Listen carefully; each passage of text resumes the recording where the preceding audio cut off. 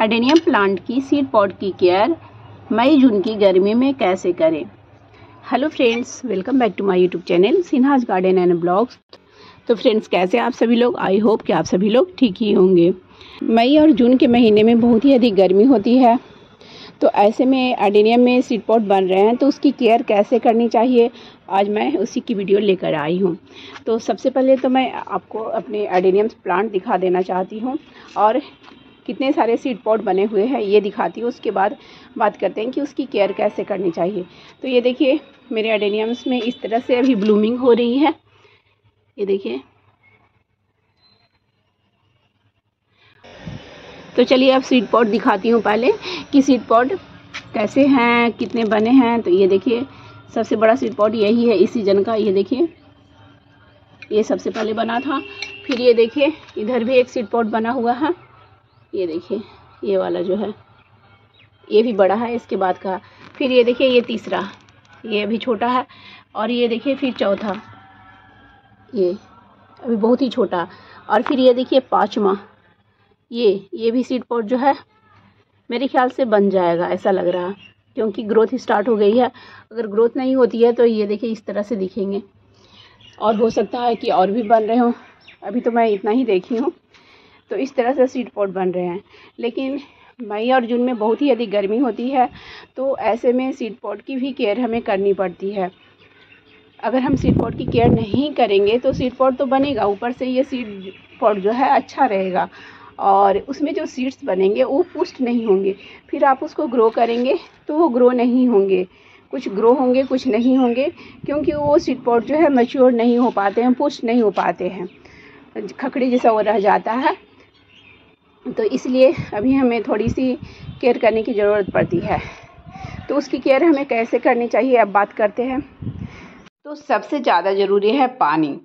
तो जिस प्लांट में सीड पॉड लगा हो उस प्लांट की मिट्टी में नमी हमेशा बरकरार रखें, हमेशा उसमें पानी का ध्यान रखें। जैसे कि अभी बहुत अधिक गर्मी है, तो दोनों टाइम अगर पानी देने की ज़रूरत पड़ती है तो दोनों टाइम दें। ऐसा नहीं सोचें कि अभी सुबह मैंने डाला था शाम में नहीं डालें। जैसे देखिए, इस पॉट की मिट्टी जो है ऊपर से सूखी हुई नज़र आ रही है, लेकिन ये देखिए अभी सूखी नहीं है, मॉइस्ट है। और अभी मैं पानी डालने आई हूँ, तो इतना से ज़्यादा सूखने नहीं दें मिट्टी को, और पानी इसमें डाल दें। लेकिन ये देखिए, दूसरे पॉट की मिट्टी जो है वो गीली है, क्योंकि हमारे यहाँ कल बारिश हुई थी। तो किसी किसी पॉट में होता है पहले पानी सूख जाती है, लेकिन बाकी और सबों की जो मिट्टी है वो सब ठीक है, गीली है। ये देखिए, इधर सब पॉट की मिट्टी गीली है। और ये देखिए, इसमें तो और गीला ही रहता है क्योंकि ये प्लास्टिक पॉट में है। तो इस पॉट में पानी हमें कम ही देना पड़ता है, लेकिन इस पॉट में पानी हमें कभी कभी दोनों टाइम देना पड़ता है। जैसे कि ये देखिए, इसमें मिट्टी सूखी हुई है, लेकिन बिल्कुल सूखी हुई नहीं है, नमी इसमें बरकरार है। इससे ज़्यादा अगर सूख गया तो सीड पॉट के अंदर जो दाने बन रहे हैं वो पुष्ट नहीं हो पाएंगे। दाने तो बनेंगे, लेकिन वो आप जब ग्रो करेंगे तो ग्रो नहीं हो पाएंगे, क्योंकि वो बढ़िया से पुष्ट नहीं हो पाएगा, सीड्स उसके हेल्दी नहीं हो पाएंगे। तो पानी का बिल्कुल से ध्यान रखें। और दूसरी बात की, जैसे अभी जो सीडलिंग्स है वो तो ठीक है, लेकिन और कुछ दिन के बाद सीडलिंग्स जैसे है, थोड़ी दिन के बाद से क्रैकिंग स्टार्ट होने लगती है। तो उस समय सीडलिंग्स को पानी से बचाना पड़ता है। तो पानी जब भी डालें तो ऊपर से पाइप के द्वारा नहीं डालें, नहीं तो अगर ऊपर से डालेंगे तो सीड्स के अंदर अगर पानी चला जाएगा तो सीड्स खराब हो जाएंगे। तो जैसे कि अभी हमारे यहाँ का मौसम है कि बहुत तेज़ धूप भी होती है और कभी कभी बारिश भी हो जा रही है। 3-4 दिन पे कभी कभी बारिश भी हो जा रही है, और कभी कभी टेम्परेचर 40 से ऊपर भी चला जा रहा है।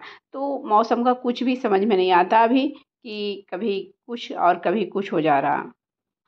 और ऐसे तो मेरा जो एडेनियम्स का प्लांट है वो पूरे खुले धूप में रखा हुआ है। सुबह 8 बजे से यहाँ पे धूप लगती है और पूरे शाम तक यहाँ पे धूप आती है। तो 40 से अधिक टेम्परेचर अगर हो रहा हो तो ऐसे में सीड पॉट्स जो हैं वो मैच्योर नहीं हो पाते हैं। तो ऐसे में आपको प्लांट को ऐसे जगह पे शिफ्ट करना पड़ेगा जहाँ पे कि सुबह से लेकर 12 बजे तक की धूप लगती हो, तो सही रहेगा।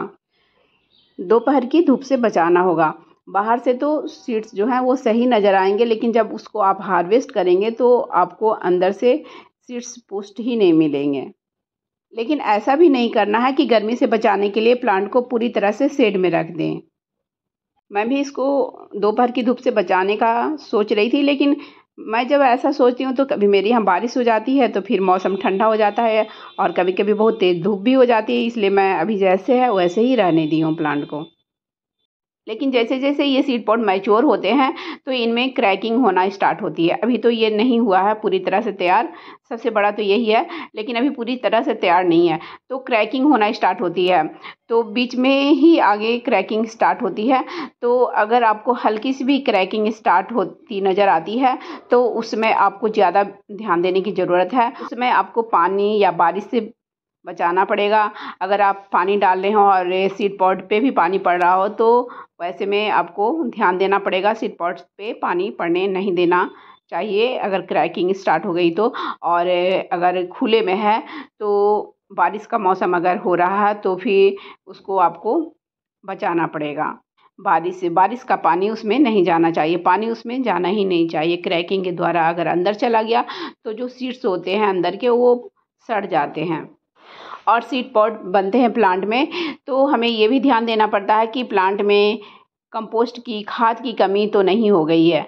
लेकिन जैसे कि देख रहे होंगे कि मेरे प्लांट में अभी ब्लूमिंग भी बहुत ही अच्छी हो रही है और प्लांट सब तरह से हेल्दी नज़र आ रहा है।